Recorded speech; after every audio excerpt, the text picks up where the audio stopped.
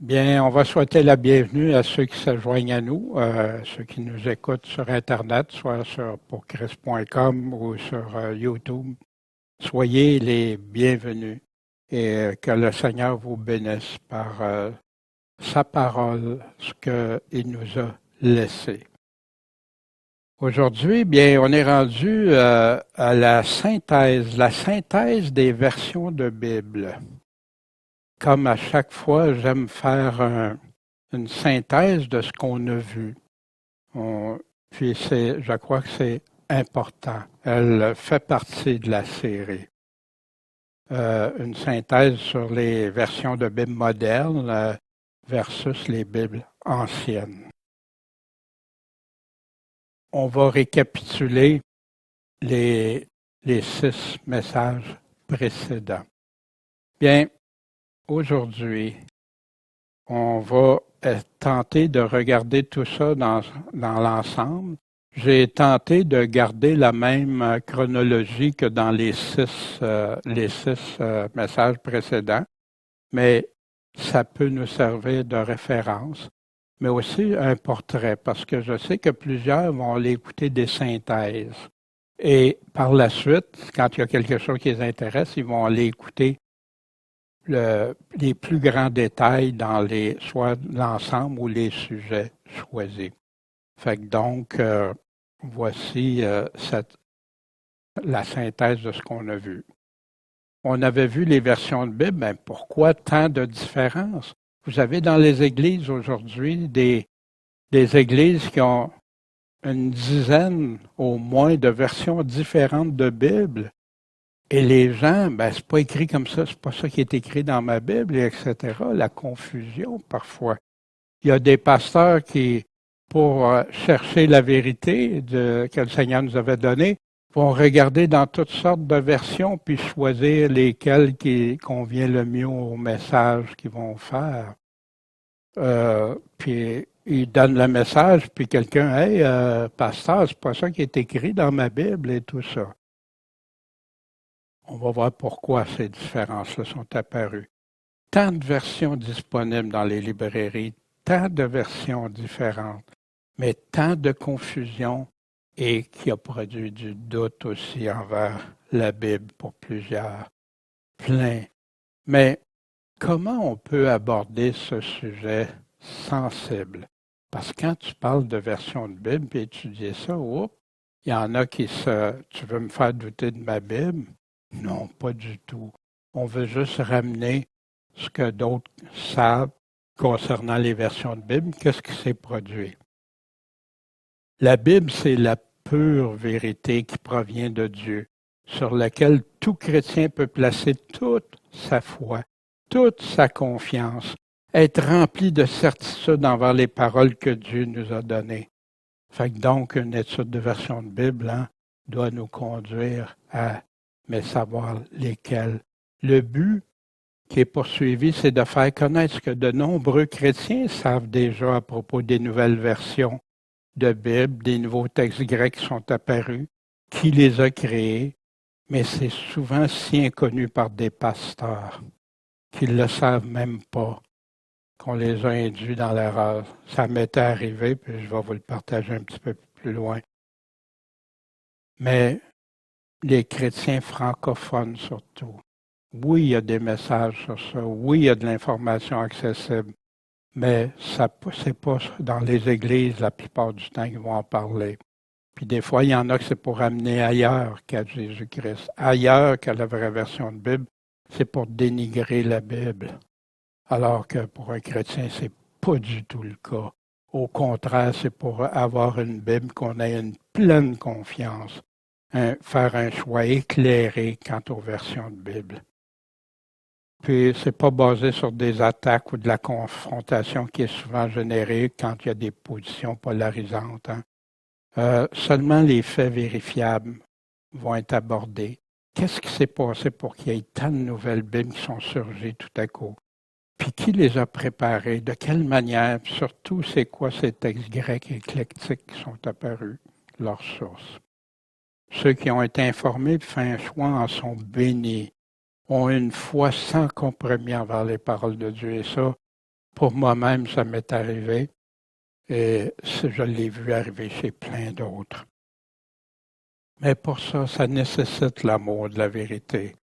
Préexaminer comme les Béréens ont fait, d'avoir des oreilles ouvertes, mais basées par l'Écriture qu'on va revenir. Puis une chose que j'ai compris plus tard, parce que j'avais des réactions moi-même déjà dans le passé, celui qui répond à quelques propos avant de l'avoir entendu, c'est à lui une folie, une confusion. Et oui, avant de prendre position d'un côté ou de l'autre, on doit être au courant des faits, d'examiner, puis voir, puis après faire un choix. Pourquoi la vérité est si importante pour un enfant de Dieu? Dieu cherche des vrais adorateurs qui vont adorer le Père en esprit et en vérité. C'est de tels adorateurs. Pas dans le mensonge, pas aucun mensonge. Sanctifie-les par ta vérité. Ta parole est la vérité. Elle, l'amour, ne se réjouit pas de l'injustice, mais elle se réjouit de la vérité. Quand un enfant de Dieu entend la vérité, il s'en réjouit. Au début, ça se peut que ça fasse que des réactions. Des fois, on lit quelque chose. Wow, j'avais jamais vu ça ou compris ça avant. Maintenant, merci Seigneur. Mais des fois, il y a des temps. On sait qu'à la fin, qu'il va y avoir l'impie, cet antéchrist qui va arriver avec la force de Satan, toute puissance, des prodiges, des faux miracles, puis toutes les séductions de l'iniquité parmi ceux qui se perdent. Pourquoi? Parce qu'ils ne reçoivent pas l'amour de la vérité pour être sauvés. Ils choisissent autre chose. Ils ne choisissent pas l'amour de la vérité. C'est triste. Puis dans la foi, dans la vérité, le salut, dans la foi de la vérité, on a été appelé à ça par notre évangile que l'apôtre disait il y a près de 2000 ans. Puis demeurez ferme, retenez les enseignements que nous vous avons donnés, soit de vive voix, soit par notre lettre que l'apôtre écrit. C'est sérieux. La foi donnée une fois pour toutes, je dois écrire. Est-ce qu'on peut changer cette foi-là qui était établie dès le départ, il y a près de 2000 ans? Puis, la parole nous incite aussi à dénoncer les œuvres de ténèbres. Parce que des fois, tu dis, je vais-tu... Non, quand il y a quelque chose de ténébreux, de le dénoncer. Pas partir en guerre contre les personnes, mais de dénoncer ce qui se fait, qui est mal. Et c'est pour ça que Jésus nous a dit juger de tout. Paul dit j'ai déjà jugé. Mais que dirais-tu ce matin si tu apprendrais qu'on vient de découvrir des nouveaux manuscrits meilleurs puis plus fiables parce qu'ils sont plus âgés, mais que tu dois me croire parce que tu dois avoir foi en moi parce que certains théologiens l'affirment. Fait que donc, je suis en accord avec eux, malgré qu'aucun test de datation fiable soit effectué. Bien sûr, il n'y a pas de preuve autre que leur parole puis leur nouvelle science qui s'appuie sur leur expérience et leur perception. Mais ce nouveau texte-là, cette nouvelle Bible-là, wow, elle est bonne. Comment tu réagirais? Donc, ils sont plus courts, donc c'est basé sur la théorie de seulement environ 45 manuscrits, mais qui en viennent à renverser les plus de 5000 autres manuscrits qui étaient là, qui étaient traditionnellement utilisés pour traduire les Bibles. Mais ça, là, à partir de ce matin, on met ça de côté, tous ces manuscrits-là, qui est les plus de 5000. Que ces manuscrits-là ont déjà été rejetés par les réformateurs, mais dans le fond, ils ne connaissaient pas ces meilleurs manuscrits-là. Fait que, pourtant, ils ont tout risqué pour demeurer fidèles aux textes reçus. Puis vu que ces textes ne s'accordent pas entre eux, bien, il faut choisir les meilleures parties pour en faire un texte qui va être acceptable, évolutif, puis il va s'adapter aux nouvelles réalités modernes. Puis, bien sûr, la source de ces manuscrits, c'est sûr, ça provient de ceux qui condamnaient, ceux qui lisaient puis croyaient la Bible. Que ces personnes-là croient pas que la Bible soit la seule autorité infaillible, mais que maintenant, pour les principaux leaders protestants, ben, ils se sont joints à eux, puis ils prennent position pour défendre les nouveaux textes éclectiques.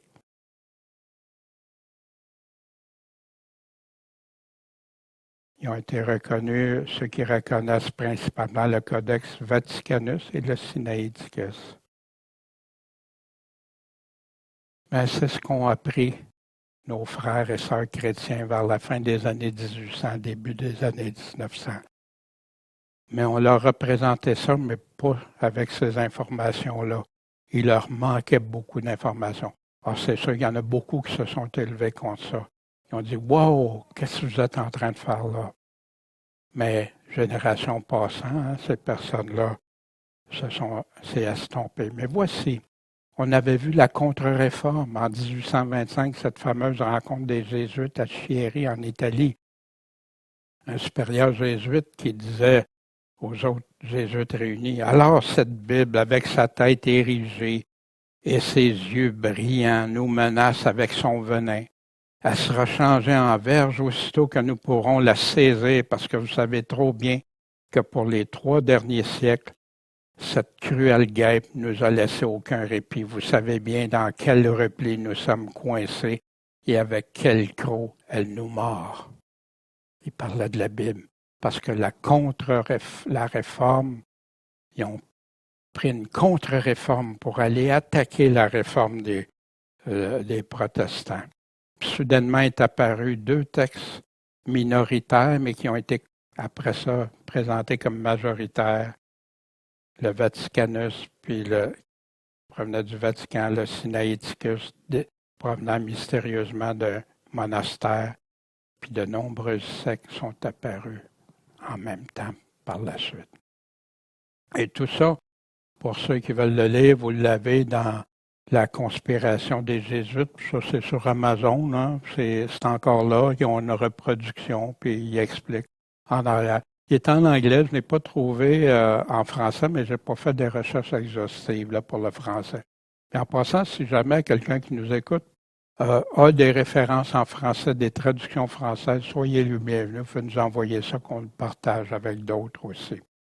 Ça fait que ici, c'est confirmé, ces écrits-là. C'est pas quelqu'un qui a inventé ça.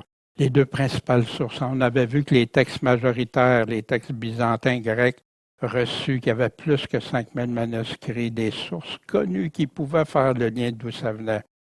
C'est le texte traditionnel cité par les premiers chrétiens à partir même du 2e siècle des années 100 et suivantes. Le texte officiel des protestants, mais condamné par Rome. Les 2 textes minoritaires, le Vaticanus Sinaiticus, des parties de parchemin souvent joints avec des faux évangiles. Ils découvraient ça, puis c'était relié avec d'autres. Mais eux étaient officiellement reconnus par la papauté de Rome, rejetés par les réformateurs, mais nouvellement reconnus par des protestants. Leur argument, bien oui, le Vaticanus est plus ancien, il est censé être daté des années 300 quelques, mais en passant, aucune datation officielle, aucun système a vraiment établi ça. On a vu pourquoi, on va le revoir. Donc, s'il est plus ancien, il est meilleur. S'il est plus court, ça veut dire qu'ils n'ont pas ajouté rien dans la Bible, c'est mieux comme ça. C'est donc meilleur, fait qu'il n'y a rien d'ajouté. Mais depuis quand que la parole de Dieu est falsifiée? Ne falsifiant pas la parole de Dieu que Paul dit. Puis des choses cachées, on a rejeté les choses honteuses qu'on cache. On ne se conduit pas avec artifice. On ne falsifie pas la parole de Dieu. Elle était falsifiée même au temps de Paul. Puis d'ailleurs, les premiers chrétiens ont établi des recherches et des choses qui dénonçaient les faux évangiles, les textes qui étaient changés, corrompus et tout ça. Puis ils répètent encore, on ne falsifie pas la parole de Dieu comme beaucoup le font. Comment la falsifier? Parce qu'ils écrivaient autre chose. Il y en a qui le disaient verbalement, il y en a qui l'écrivaient. Donc, c'est plus un argument valable si ces manuscrits-là étaient plus anciens. Ils peuvent être bons comme pas bons. Plus courts les meilleurs.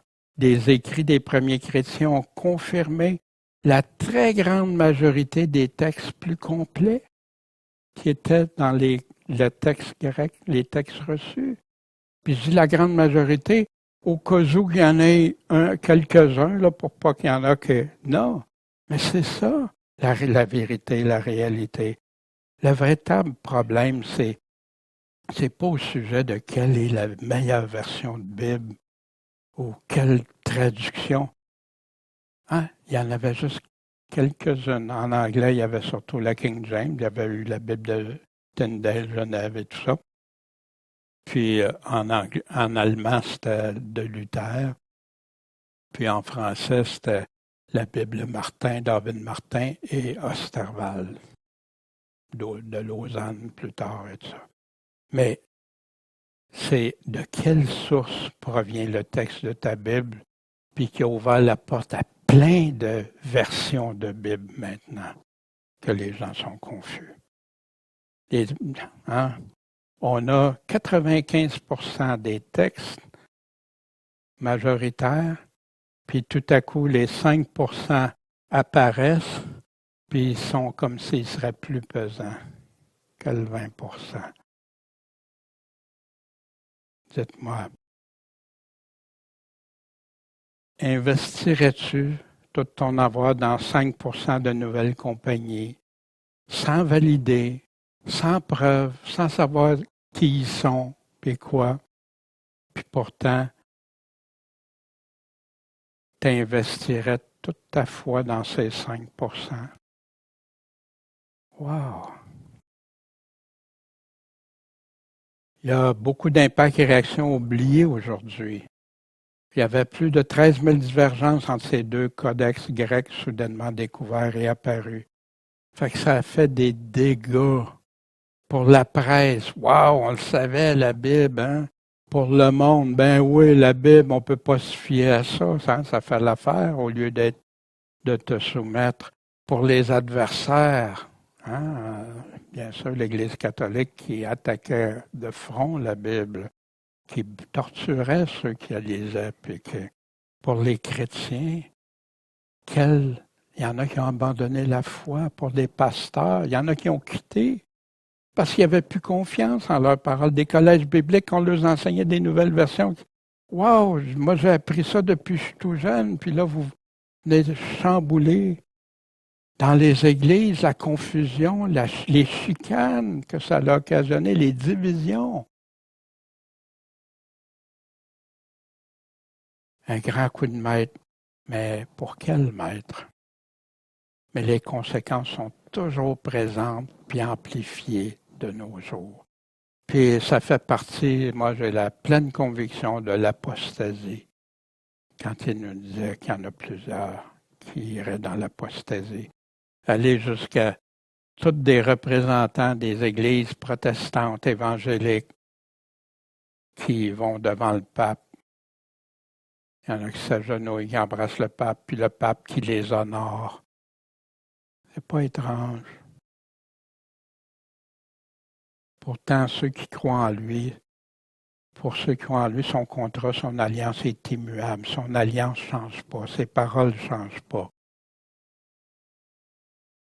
Les œuvres de ses mains ne sont que justice et vérité. Et tous ses commandements sont vrais, véritables. Ils sont stables temporairement, à jamais, à perpétuité, étant faits avec vérité et droiture.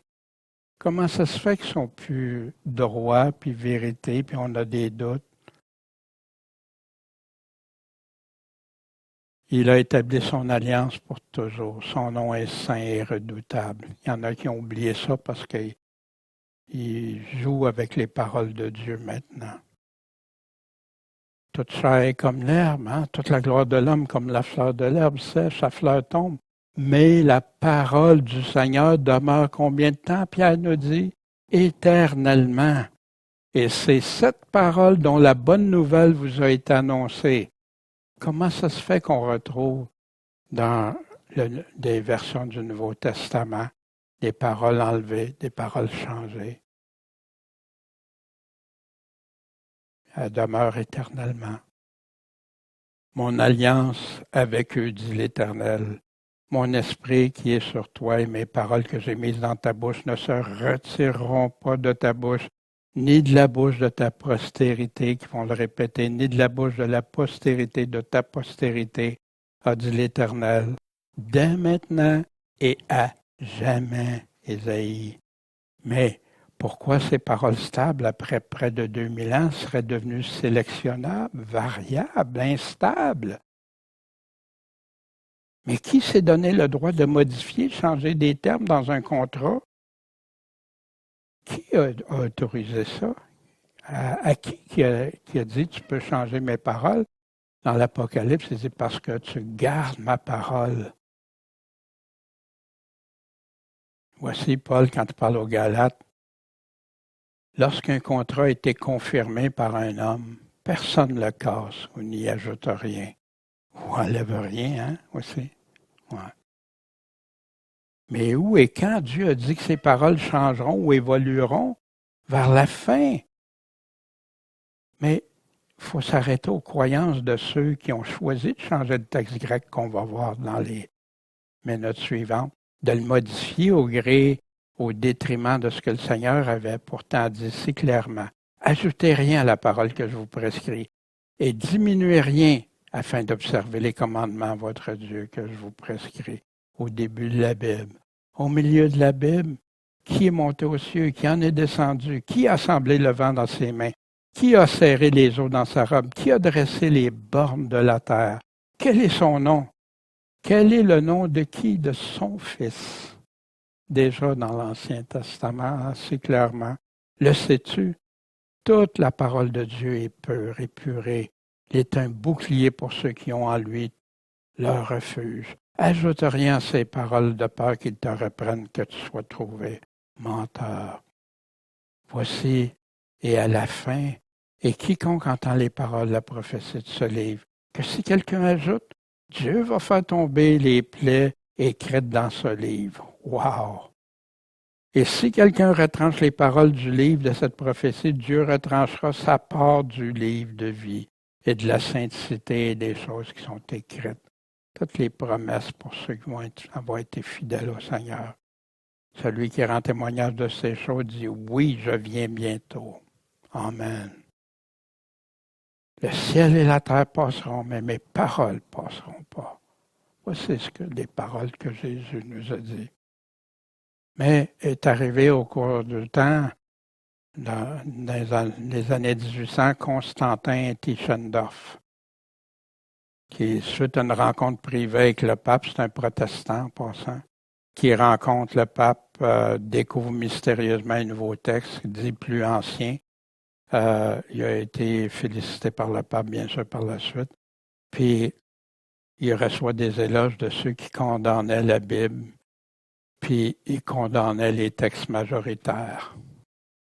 C'est le codex ayant qui a subi les plus nombreuses corrections apparaissant dans le texte.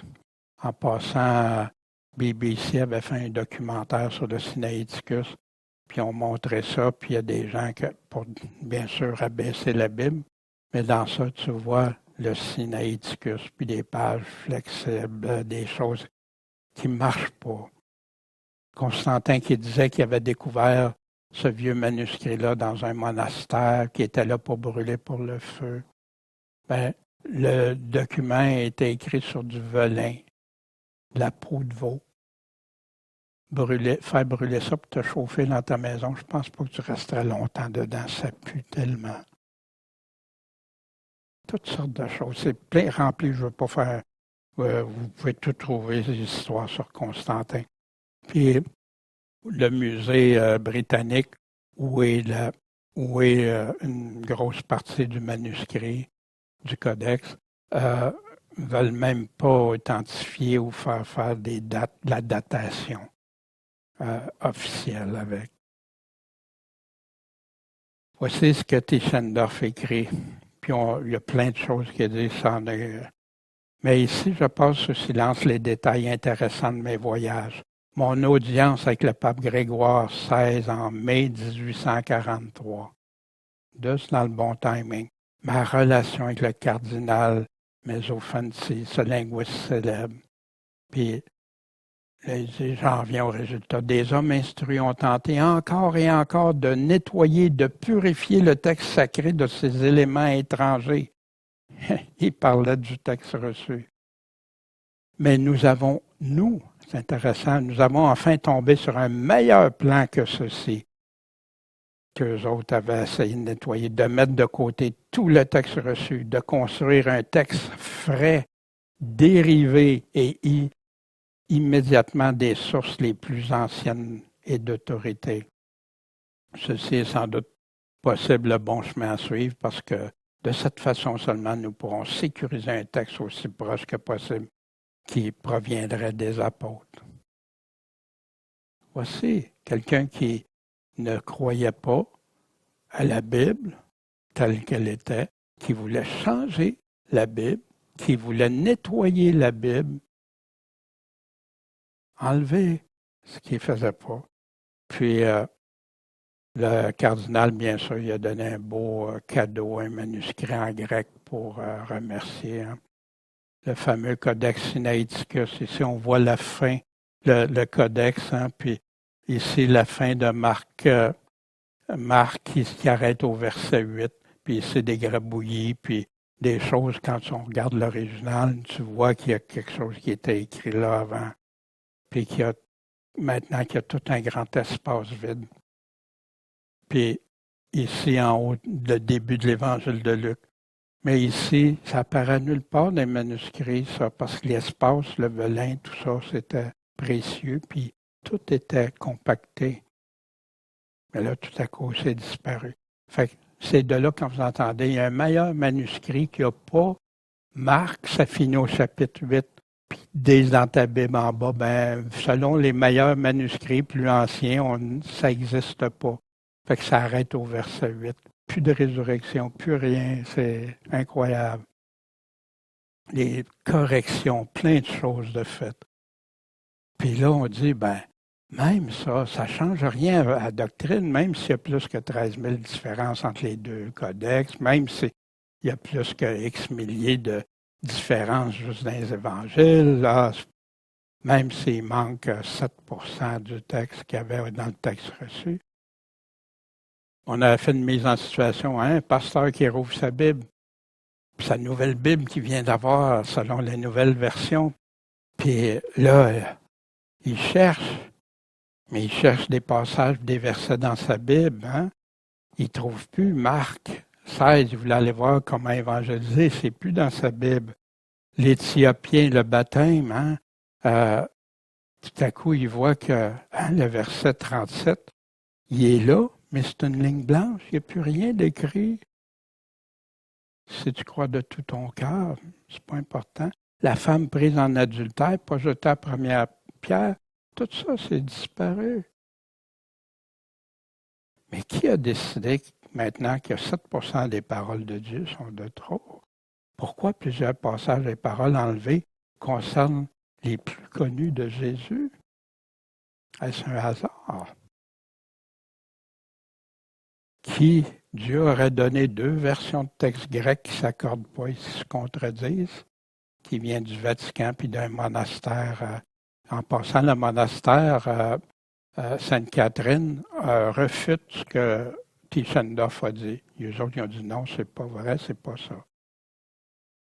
Non, Dieu n'est pas l'auteur de la confusion. Le juste haït la parole de mensonge, mais elle met le méchant en mauvaise odeur et le fait tomber dans la confusion.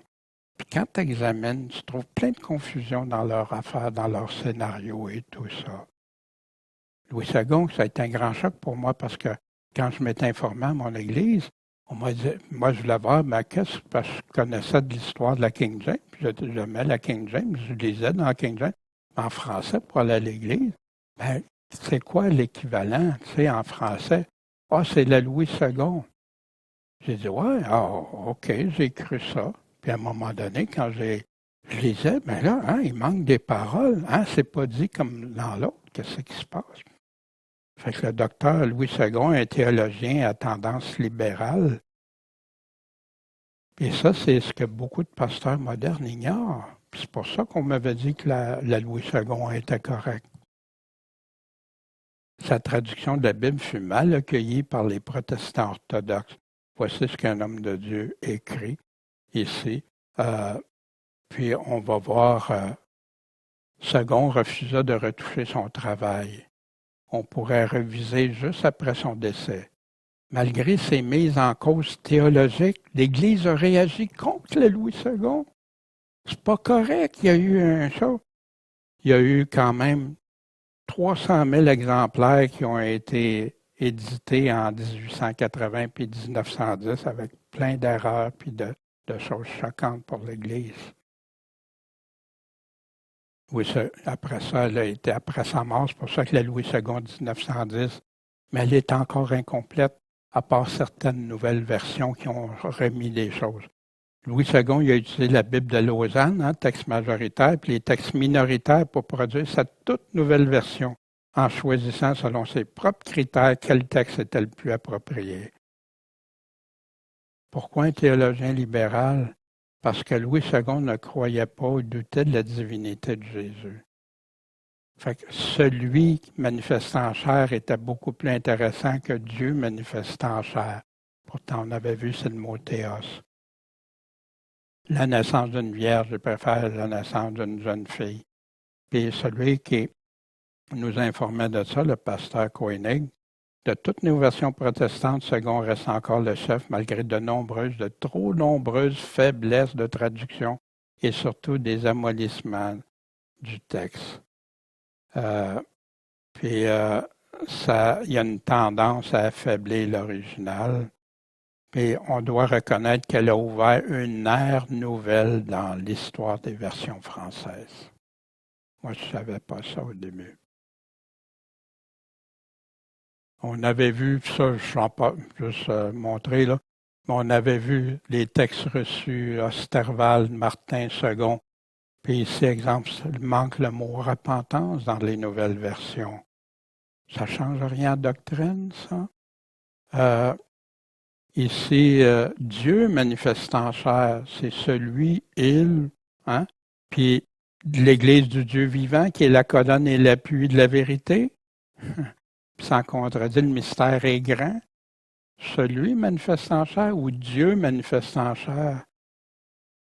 Fait que Dieu, celui ou il. Mais tous nos frères chrétiens savaient que c'était Dieu. Puis même, j'en entends des fois qui prêchent, puis ils utilisent ça, sauf qu'ils n'ont pas la Bible complète, mais ils vont chercher ça ailleurs pour appuyer la divinité de Jésus. Qui a intérêt à diminuer la divinité de Jésus? Ça n'a jamais servi à réviser une doctrine, à changer. Charles Taze Russell, fondateur témoin de Jéhovah, cette nouvelle version de la Bible par Westcott et Hort, apparue en 81, contrairement aux autres Bibles avant, confirmait bien ce que Charles Taze Russell affirmait. Je dois dire que je n'ai jamais trouvé aucun texte dans l'Écriture de la Genèse à Révélation qui mentionne la Trinité. Si quelqu'un en trouve un, cela vaudrait la peine que je sache cela où cela se trouve. Je donnerais 10 piastres, qui est un gros montant dans ces années-là, tout de suite. Je ne peux pas trouver aucune référence de la Trinité à la Bible. Ben, c'est sûr, si je cherchais le mot Trinité, il n'aurait pas vu grand-chose. Mais baptisé au nom du Père, du Fils et du Saint-Esprit. Pourtant, c'est clair. Wow! La Nouvelle Bible confirme que j'ai raison, hein? Ben oui, ça confirme ces affirmations. Ah, Jésus n'est plus Dieu, mais plutôt celui. Fait que c'est un petit Dieu. On ne peut plus dire que Jésus est Dieu. Jésus n'est pas Dieu, mais un petit Dieu. Puis par la suite, plusieurs dénominations, des sectes qui choisissent des passages, des versets, utilisent, font un montage. J'en ai un que je connais très bien, qui fait partie des Branham. Mais pour eux, ils doivent être baptisés seulement au nom de Jésus parce qu'ils prennent un passage que c'est Jésus. Mais ils ne prennent pas dans Matthieu 28. Baptisez-les au nom du Père, du Fils et du Saint-Esprit, mais là, c'est juste Jésus. Ça change les doctrines, ça rend du mensonge dans les églises. Bien sûr, ça part les textes majoritaires qui étaient le guide unique de toutes les langues. La contre-réforme arrive, les doutes arrivent, les théories sont développées, l'inacceptable devient vérité acceptable. Hein? Alors, on rejette les textes majoritaires. On accepte ces théories-là. Puis ça, pas juste du catholicisme, du monde, les grands théologiens protestants. Puis là, il y a d'autres découvertes, fait qu'on va toujours découvrir pour améliorer la parole de Dieu. De ceux-là étaient Westcott et Hort, qui ont été à l'origine de propager des affirmations et manuscrits Vaticanus Sainticus sont les meilleurs manuscrits. Leur mandat, c'était de réviser la Bible King James du texte reçu pour seulement ajuster le vocabulaire au langage contemporain. Mais leur méthode, comment ils l'ont fait avec un nouveau texte grec qui ont été introduits et conçus en secret par Westcott et Hort. Le comité devait prêter serment de garder ça en secret pendant 11 ans. Malgré que dans l'Apocalypse 22-19, ils ont omis 12 versets dans l'Apocalypse, malgré que ce que Dieu les avait avertis de ne pas toucher, qu'on a vu tantôt. Hort disait que le vilain texte reçu, il s'est mis à haïr, il y avait 20 quelques années, 23 ans, je pense. Fait qu'il a lu un livre, puis là, ça l'a changé. La vision romaine pure me semble plus proche et plus vraisemblablement conduire à la vérité que les évangéliques. Imaginez, c'est eux autres qui ont révisé la Bible des évangéliques. Mais ils ne savaient pas ça parce qu'ils ont découvert les lettres après. Mais au lieu que l'Église dise « Wow, hey, regarde, c'est abominable », ben, une grosse partie se sont fermés les yeux, bouché les oreilles. Mais il y en a qui n'ont pas resté indifférents à ça. J'ai été persuadé depuis plusieurs années que le culte à Marie et le culte à Jésus ont beaucoup en commun, autant dans leur cause que pour les résultats. L'idolâtrie. Westcott voulait supprimer le sang, hein, en qui nous avons la rédemption par son sang. Mais non, il n'aimait pas ça. Parce que la rédemption devait se faire, lui, par un prêtre, par des apparitions de Marie était une manière différente de se révéler de la part de Dieu. Dieu se révèle maintenant, et pas seulement dans une seule forme, mais dans de nombreuses formes. Mais c'est les gens qui ont amené ces nouvelles versions. Ils n'ont pas été les seuls, ça continue après qu'on va voir. Ceci caché et inconnu du monde protestant. Heureusement, il y a eu des personnes comme John William Burgon qui a écrit de nombreux livres, dont celui La révision révisée, qui met en lumière tous ces scandales-là. Burgon qui a étudié plus de 96 000 citations dans les premiers chrétiens et les pères de l'Église par la suite pour aller valider. Il croyait-tu à la vérité? Il examinait-tu? Il voulait-tu que ses frères et sœurs ne s'engagent pas avec des versions? Puis ce qu'il a dit sur leur révision, le texte grec qu'ils ont inventé s'avère terriblement corrompu. Dans chaque partie, il a été délibérément inventé. Il est totalement inacceptable, plein d'erreurs du début à la fin. Honte à ces hommes extrêmement incompétents qui se sont impliqués dans la falsification du texte grec inspiré. Qui peut oser prédire l'ampleur du préjudice qui en découlera nécessairement si le nouveau texte grec devait être utilisé? Le lecteur ordinaire pensera sans doute que les changements sont le résultat de l'arbitre du reviseur et des progrès qui ont été réalisés dans l'étude du grec. On peut difficilement imaginer quelque chose de plus non scientifique, non basé sur des faits. Mais c'est qui ces experts-là qui choisissent après Westcott et Hort qui ont décidé de choisir les textes qui sont les meilleurs, les plus fiables des chrétiens modernes? Est-ce qu'on peut prendre des personnes ayant des positions anti-bibliques pour le faire? On va les voir, ces positions-là. Il y a Metzger, Kurt Allen, Metzger, Carlo Martini, quelques-uns là, qu'on va juste regarder, qu'on a déjà vus, hein, ces experts-là, qui ici Allen, Kirk Allen, Bruce Metzger, Carlo Martini, hein, qui est un jésuite qui était responsable de la Bible pour le Vatican. Voici la provenance des nouveaux textes éclectiques grecs créés, utilisés dans la grande majorité des Bibles modernes. Voici dans l'édition du Nouveau Testament, ils ont fait 27 éditions de ce texte-là, parce qu'il y avait toujours quelque chose, même les mêmes textes, ils rechangeaient, c'est incroyable. Puis là, ils disent, bien sûr, dans Matthieu, sur 1071 versets, ben là, il y en a 642 qui restent sans variation. Fait que il y en a 59,9% que c'est 59%, au lieu qu'avant c'était plus que 99%. Puis ainsi de suite. Dans les évangiles, regardez la confiance, selon eux, 59% fiables parce qu'ils sont tous pareils. Oups, dans l'évangile de Marc, 45%, ça tombe à 45% qu'on peut se fier parce qu'ils ne sont pas tous pareils. 57 pour Luc, puis 51 pour Jean.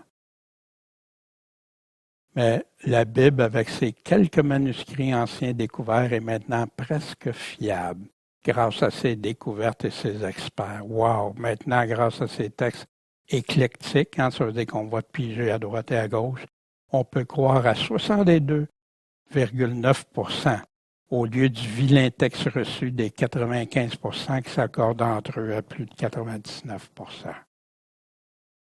Mais quel mensonge! Et ça vient de Dieu, c'est Dieu qui est l'auteur de ça en arrière. Hein, bien sûr, le Sinaiticus, le Vaticanus, Westcott et Hort, puis maintenant ce comité Nestlé-Allen, puis le cardinal jésuite, avec le texte éclectique. Puis bien sûr, il y avait en français Louis II, hein, qui est arrivé, qui a décidé de choisir des textes.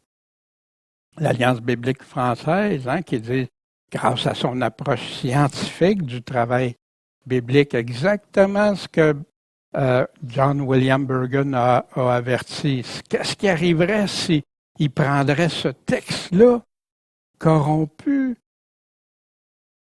Ben, voici maintenant.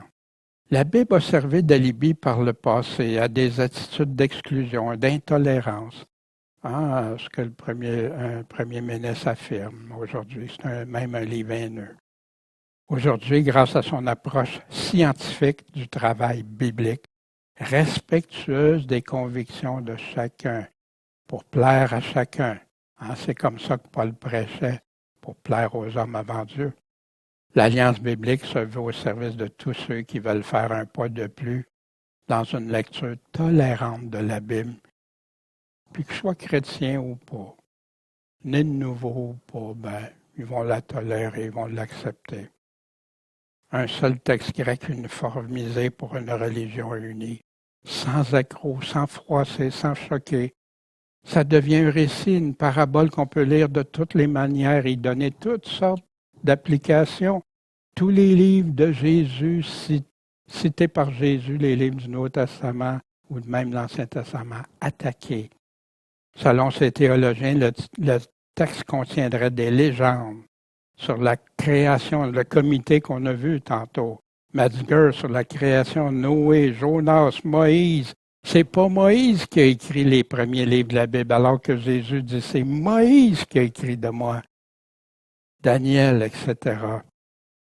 Maintenant, différentes religions peuvent lire la Bible ou des parties de la Bible sans que ça les offense ou menace leur doctrine.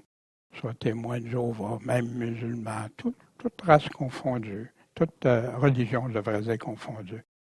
L'Église des membres du Conseil canadien des Églises, qui on a vu qu'il y avait pratiquement presque toutes les églises protestantes, évangéliques, catholiques réunies ensemble. Puis, Moi, je crois que la corne jeta la vérité par terre et elle agit, puis elle prospéra par le temps de la fin.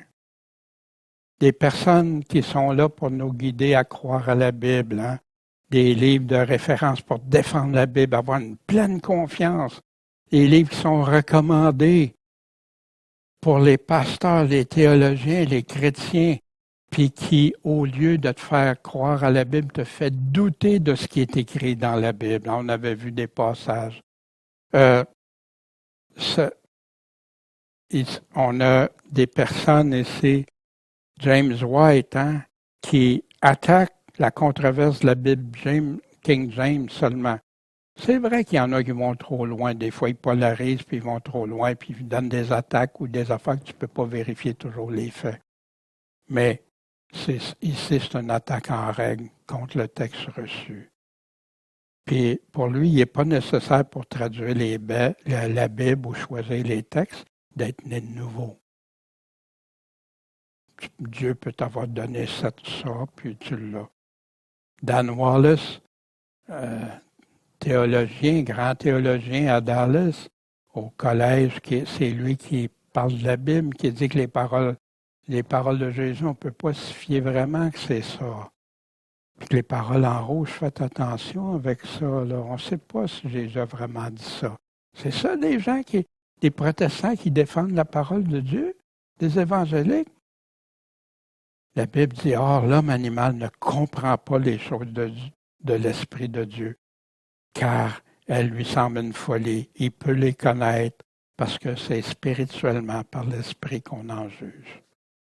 Mais eux, non, c'est pas besoin. Tu n'as pas besoin d'être converti à Dieu.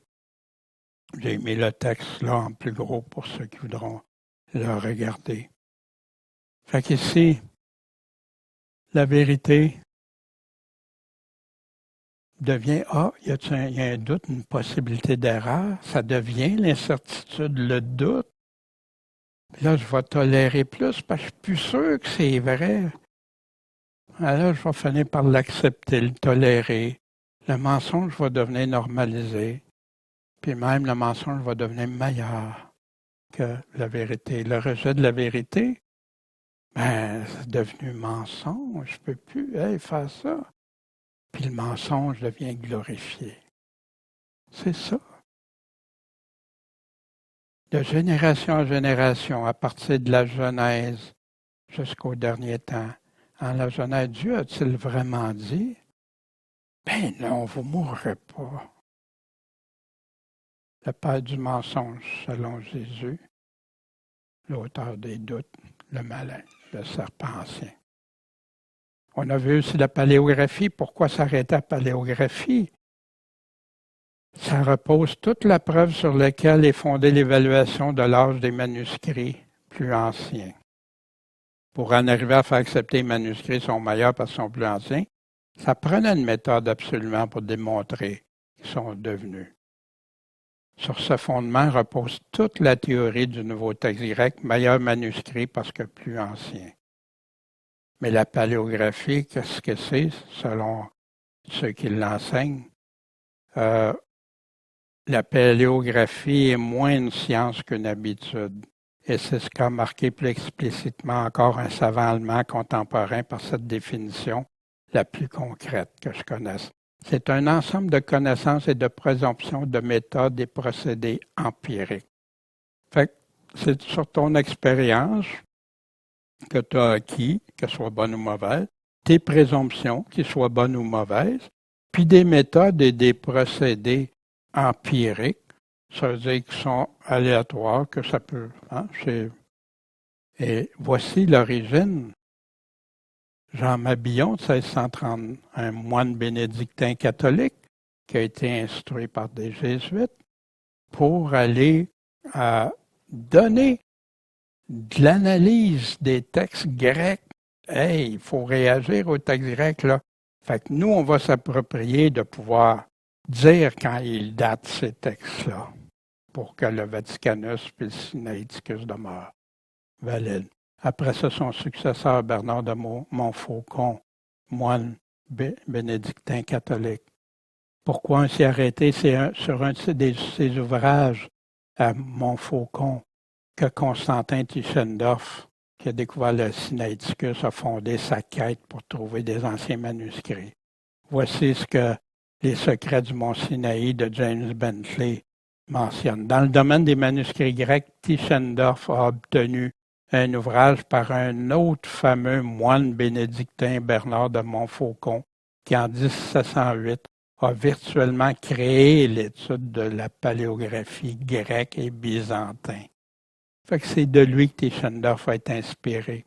Ça vient-tu d'un évangélique, d'un protestant, d'un ça? Non. La source, contaminée à la source. Tu veux savoir si le billet est vrai? Ben tiens, va voir tel groupe criminalisé. La science de la paléographie. La théorie qui devient une science acceptée, qui permettrait de dater des impressions, est toute basée sur la science de la paléographie. Selon certains théologiens, c'est la mesure la plus fiable, la preuve qui détermine l'âge d'un manuscrit de la parole de Dieu. Pourtant, il y a plein d'autres tests qu'ils peuvent faire aujourd'hui. En passant, le texte Sinaiticus, ils l'ont passé à l'ultraviolet. Ça ne donne pas l'année, mais ils ont vu toutes les affaires qui ont été changées, modifiées, qu'on ne voit pas à l'œil nu. C'est intéressant, ça aussi. C'est ça une science, des preuves hors de tout doute. Ô Timothée, garde le dépôt. C'est quoi le dépôt? La parole de Dieu, la foi en Dieu, fuyant les discours vains et profanes des gens qui ne sont pas convertis et les disputes d'une science faussement ainsi nommée. Fausse science. Puis tout ça s'ébranle très facilement. C'est sur cette pointe-là qui peut chavirer. Puis ça avait été dénoncé, l'Église catholique comme les plus grands faussaires. On se souvient aussi, on avait eu notre histoire du Canada, qu'on nous a déclaré maintenant toutes les faussetés, les mensonges. Fait ici, ces personnes-là qui ont été les instigateurs en arrière, félicités par le pape pendant qu'ils attaquaient les protestants avec leur Bible, qui attaquaient les sociétés bibliques. Aujourd'hui, ils n'ont plus besoin de faire ça. Les sociétés bibliques sont rendues bien ailleurs. On a vu l'alliance biblique, qu'est-ce qu'il disait pour la Bible. Puis ça, c'est devenu le sceau de garantie de la vérité. Ton sceau papal du Vatican. Wow, ça, c'est la vérité. Pourtant, l'arme du chrétien est la plus efficace. La parole de Dieu est vivante, efficace, plus pénétrante que nos pieds. Aucune épée à deux tranchants, perçant jusqu'à la division de l'âme et de l'esprit, des jointures et des moelles. C'est la plus puissante arme que le chrétien peut avoir. Puis même un non-converti qui lit ça, puis que ça vient, wow, c'est là, je me souviens quand je disais ça, c'est là que j'ai compris que j'étais un pécheur, puis la gravité. Je ne suis pas encore converti, mais c'est ça qui m'a conduit à la repentance, puis à croire en Jésus. Jugeant des pensées et des intentions du cœur. Tu ne peux rien cacher à Dieu. Rien. Est-ce qu'on a une épée émoussée ou efficace qui provient de Dieu même? Si toute la foi doit reposer, la foi vient de ce qu'on entend, puis ce qu'on entend vient de la parole de Dieu. Si ma foi vient de là, est-ce que ce n'est pas important que j'aie la bonne épée? Mais si elle est tronquée, modifiée, atténuée, confuse, émoussée, Dieu a-t-il vraiment dit? Gars, il disait ça avant, mais là, c'est plus là. Préfères-tu celle des hommes qui prétendent connaître mieux que le Seigneur? Qu'est-ce que le Seigneur a promis à ceux qui croiront en lui, que ses paroles ne passeront pas, qui vont être éternelles, son alliance va demeurer? Ou des hommes qui viennent changer tout ça? Oh, ils vont garder de la vérité. Ben, c'est sûr, tu ne peux pas mettre juste du mensonge, les gens, Ben non. Les chrétiens avaient pleinement confiance en leur Bible, jusqu'à tout subir pour la protéger, la préserver. Ils mouraient en se faisant prendre, en transportant des Bibles. Ils mouraient, se faisant emprisonner, torturer, puis ils se faisaient brûler au bûcher avec leur Bible. Les personnes qui voulaient simplement lire la Bible pour connaître Dieu étaient persécutées, martyrisées, brûlées. Même Marie la sanglante, hein, Bloody Mary, qu'on appelle la reine d'Angleterre, qui a fait tuer sa sœur pour prendre la place, puis qui a brûlé même des enfants. Des personnes qui gardaient la foi puis qui ne voulaient pas parce qu'ils lisaient la Bible. Qu'est-ce qu'a fait ceux qui ont traduit la Bible? Les chrétiens qui avaient pleinement confiance. Il y en a qui sont morts des façons les plus horribles. L'origine du problème, ce n'est pas au sujet de quelle est la meilleure version, le discours est rendu là aujourd'hui. Hein? Oh, ma Bible, non, la tienne. Non, c'est pas ça. Mais de quelle source provient le texte de ta Bible?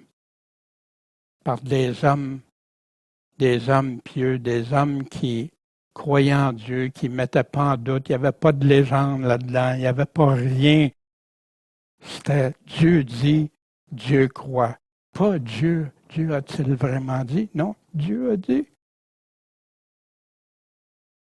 Quelle source provient? On a vu les Bibles, hein? Les Bibles sur des textes majoritaires, les textes complets, les versions David Martin, Jean-Frédéric Osterval, version King James en français, certaines versions Louis II révisées qui ont rajouté les textes dedans. Mais le texte est encore affaibli, mais les textes sont là. La version second 21 qui est incomplète. Puis on a vu, j'avais me présenté qui avait révisé ça. Il y avait encore des gens de nature que tu ne peux pas vraiment te confier, te fier, qui ont été en arrière aussi avec ça.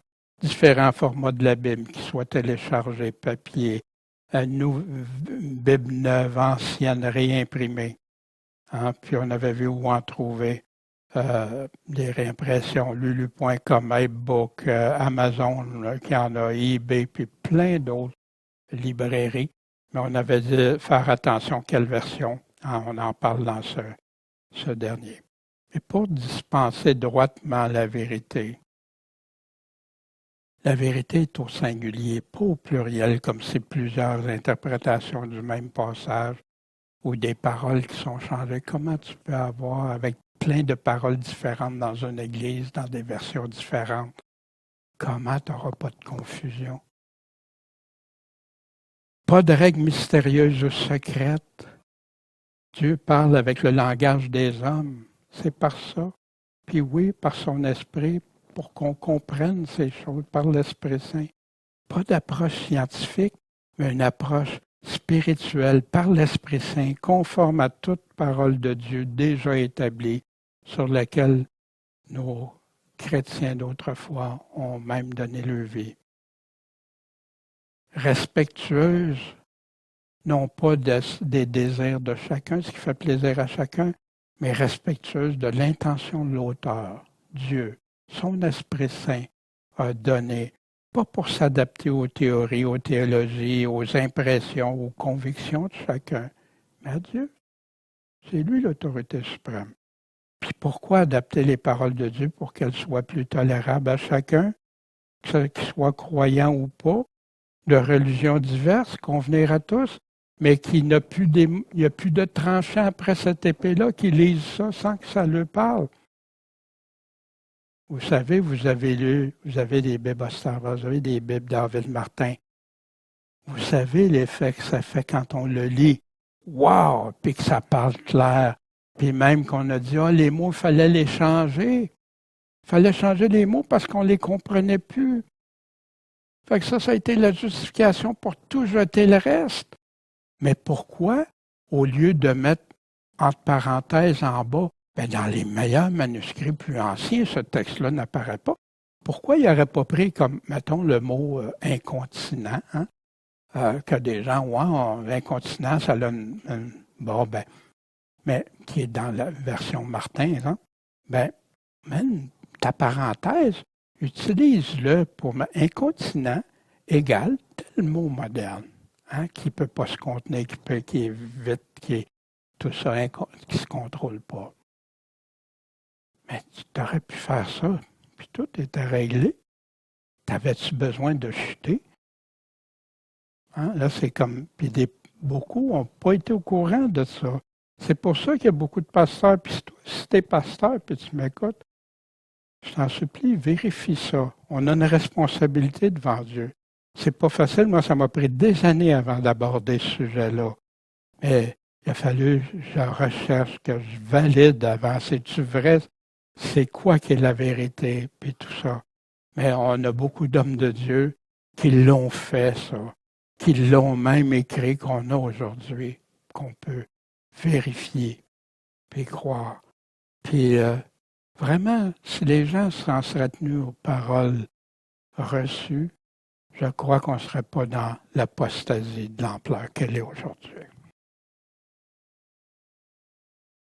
La Bible n'avait pas besoin d'être réécrite, d'être changée, d'être mise en doute, mais seulement d'être crue avec la foi d'un enfant de Dieu, comme un enfant, relue, puis mise en pratique, comme Jésus nous dit, l'importance de le faire, avec toute notre foi en Jésus-Christ, celui qui a les paroles de la vie éternelle. Ces paroles sont éternelles. À titre d'information, si vous voulez chercher de la documentation des choses qu'on a parlé, en passant, je vais mettre 2 fichiers, deux PDF. Il y en a un que c'est John William Bergen, mais en PDF, en anglais, mais ceux qui veulent l'avoir, ou il se vend. Puis si jamais quelqu'un en trouve en français, de grâce, informez-nous. Puis, sur le site pourchrist.com, vous avez tous les autres documents, des Bibles anciennes, vous pouvez télécharger et tout ça. Puis, ici, bien, quand vous ouvrez le site, ben, vous allez dans l'onglet pour les études inductives et vous pouvez retrouver la liste et vous choisissez version de Bible et vous allez retrouver les vidéos, les PowerPoint, mais les documents PDF ou en audio si vous préférez l'écouter. En audio, en passant, je ne donne pas toujours les références bibliques, question de temps pour le temps du message, mais vous l'avez tout par écrit. Ça fait que je vous invite, je remercie mes frères et sœurs pour avoir travaillé sur ça. Puis il y a du travail de longue haleine qui date depuis longtemps. Et tout ça, puis toutes les vidéos qui sont là sont pour vous. C'est gratuit. On reçoit gratuitement, on donne gratuitement. Puis notre seule intention, c'est l'amour de la vérité, puis partager avec nos frères, nos sœurs, ce qu'on aimerait qu'ils sachent, comme on a découvert. Des fois, ça nous a renversé la terre de découvrir des choses. Mais combien la vérité a franchi, nous libère, puis que maintenant le cœur net pour adorer notre Dieu sans doute. Combien de chrétiens aujourd'hui disent « Ah, je suis plein de doutes. » Lis la bonne parole du Seigneur telle qu'il l'a inspirée, puis tu vas voir la différence dans ta vie. Ça, c'est Antique.com j'avais lu ça il y a très longtemps, mais c'était surtout pour la version King James, mais il donne l'historique, tu sais. Puis j'avais mis ça de côté parce qu'on m'avait dit que c'était la Louis II qui le faisait. Mais beaucoup d'informations, un petit bande dessinée comme le film de votre vie, tout ça. Très intéressant, mais il est sur le site si vous allez au bon endroit pour télécharger les tracts. Là, il y a l'adresse ici, mais vous allez tomber sur la version française. Quelqu'un voudra en faire imprimer, mais c'est 10 000 et plus parce que c'est une grande quantité. Puis des fois, des petites choses, j'aurais varié dans ça. Là. Le vidéo, A Lamp in the Dark, l'histoire non mentionnée de la Bible. C'est un frère chrétien qui a fait ça. Très bon vidéo. Moi, au début, que j'ai des formations d'enquête, tu sais, non, c'est-tu vrai? Tout ça, comme tout documentaire. Puis vérifier. J'ai passé des mois à vérifier toutes les sources d'informations, à télécharger les documents, à vérifier, puis tout ça. Puis il était juste, pour moi en tout cas, j'ai pas trouvé où il y avait une fin. Et ça a réveillé plein de chrétiens aux États-Unis. mais aussi dans le monde. Puis je ne l'ai pas trouvé en français, peut-être qu'il existe, c'est disponible sur YouTube. Peut-être qu'il existe avec des sous-titres, je ne sais pas. Mais si jamais quelqu'un trouve une version française, je crois que ça serait un gros plus pour notre Église moderne. Il a aussi produit Bridge to Babylon, Le pont avec Babylone. Hein. Il va parler de la paléographie de John Bergen, puis il va détailler plein de choses très intéressantes. Il fait vraiment le lien de l'Église catholique en arrière, les Jésuites, qui ont fait changer les Bibles, puis des anciens Jésuites, hein, qui donnent toutes les... C'est pas bâti sur du vent, là, c'est vraiment avec des faits. Puis, bien sûr, avant de vous laisser, toute dernière chose, avant la prière, ici, je vous invite, hein, ces fichiers qui sont disponibles, je ne sais pas, Michel, tu pourrais leur mettre encore, mais je vous dis pourquoi. Parce qu'il y en a qui vont regarder juste la synthèse, puis vous allez avoir des doutes. Mais allez voir ça. Puis posez-vous la question, vérifiez dans votre Bible, est-ce que ces versets-là, ces mots-là sont à l'intérieur de ma Bible? Puis posez-vous la question, qui ça avantage qu'il soit là, qu'il ne soit pas là? Qui ça glorifie ou pas? Qui ça donne des précisions ou ça n'enlève? Et tout ça. Puis priez le Seigneur, demandez-lui. Puis je sais que ça va être une bénédiction. C'est seulement 2 pages. Vous pouvez l'imprimer puis regarder prenez des notes. Bien, Seigneur Tout-Puissant, merci parce qu'aujourd'hui, on sait que tu as donné ta parole. On a cette pleine conviction, puis on aimerait tellement le partager avec d'autres frères, pas pour qu'ils doutent de ta parole, mais au contraire, qu'ils soient à 100% assurés dans tes paroles, Seigneur. Sans ça, notre foi est bâtie sur quoi? Sur du doute. Impossible. Le doute, c'est l'inverse de la foi. Seigneur, aide que des chrétiens, que des pasteurs l'entendent puis prennent position, Seigneur. J'ai rencontré des pasteurs qui le savent, mais ça les affecte pas, ça les touche pas que le mensonge soit là. Seigneur, réveille-les, s'il te plaît. Seigneur, on sait qu'on est dans des temps de plus en plus difficiles. Tu nous l'as dit, tu nous as avertis. Et plusieurs se disent chrétiens, mais ils ne regardent pas à toi. Mais pour nous, pour ceux qui écoutent, pour ceux qui sont intéressés à connaître la vérité, Seigneur, qui ont cet amour de vérité, bénis-nous, guide-nous, rends-nous des chrétiens qui veillent, qui sont sur leur garde, puis qui prient en tout temps. Merci Seigneur Jésus-Christ, notre patron, notre maître, notre Seigneur, notre Sauveur, puis qui a les paroles de la vie éternelle. Amen. En passant, j'ai laissé plein d'autres diapositives par la suite que je n'ai pas mis dans la synthèse, là, mais que ceux qui peuvent télécharger sur le site, le PowerPoint, auront accès à tout ça, ainsi que d'autres choses. Et merci de votre attention.